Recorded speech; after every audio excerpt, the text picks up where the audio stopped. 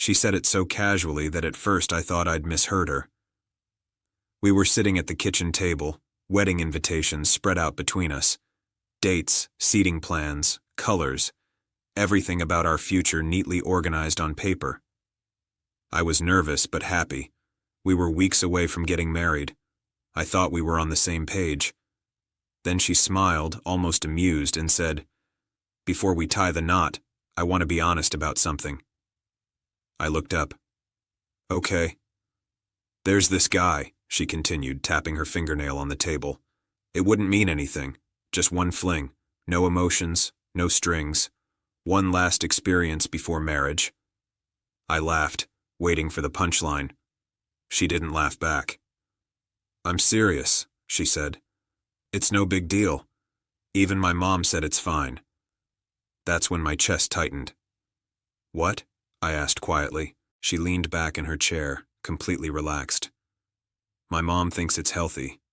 She said people regret not exploring before settling down. Better to do it now than cheat later, right?" For a moment, I couldn't speak. The woman I was about to marry was asking for permission to sleep with someone else, and using her mother's approval as justification. "And you're okay with this?"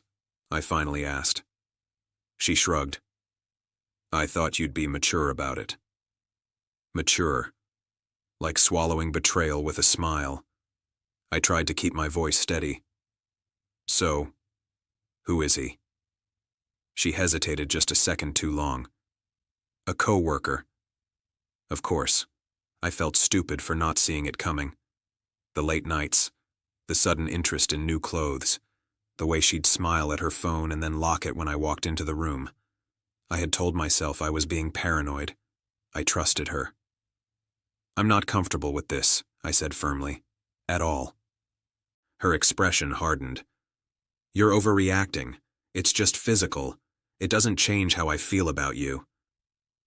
That sentence shattered something in me. If it didn't change how she felt about me, then how little did she actually feel?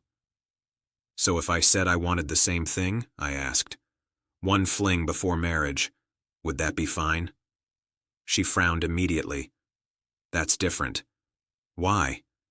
"Because I wouldn't be okay with it," she snapped. The hypocrisy was almost impressive. "So you get freedom?" I said slowly. "And I get to sit here and pretend I'm okay with it because your mom said it's fine?" She crossed her arms. "I'm being honest with you. That should count for something." Honest. As if honesty cancels out disrespect. I stood up, suddenly unable to sit there any longer. "Let me get this straight. You want to start our marriage by sleeping with another man, and you expect me to applaud your honesty and still marry you?" She rolled her eyes. "You're being dramatic. It's not like I love him." That was the moment clarity hit me. Love wasn't the issue. Respect was. Commitment was. The fact that she could even ask this, so calmly, so confidently, meant she had already crossed a line long before this conversation. "Is this already planned?" I asked. Silence. That told me everything. I picked up my keys. My hands were shaking, but my mind was clear. "If you need one last fling before marriage," I said, "then you're not ready to marry me." Her voice rose. "So you're just going to throw everything away over this?" I turned back and looked at her. "No, you already did. I'm just refusing to pretend it's okay." She scoffed. "My mom said—" "I don't care what your mom said," I cut in. "I care what my future wife thinks loyalty means. And right now, it's clear we don't share the same definition." That night, I didn't sleep in our bed. I packed a bag and left. My phone buzzed nonstop, angry messages, then emotional ones, then guilt-laced apologies. She went from calling me insecure to begging me not to cancel the wedding. But here's the thing people don't talk about. When someone asks for permission to betray you, the betrayal has already happened. In the days that followed, the truth unraveled quickly. The co-worker wasn't hypothetical. The emotional connection was already there. The one fling was just a way to ease her conscience and secure my silence. I called off the wedding.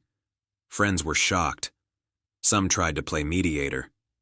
Her mother even called me, telling me I was old-fashioned and controlling. I listened politely, then said, "I didn't cancel the wedding because of sex. I canceled it because your daughter doesn't respect me." She hung up on me. Good. It took time, but the fog lifted. I realized how close I came to marrying someone who saw boundaries as optional and loyalty as negotiable. Someone who thought commitment started after getting everything they wanted first. Months later, I heard she ended up with the coworker. It didn't sting the way I expected. It just confirmed I made the right choice.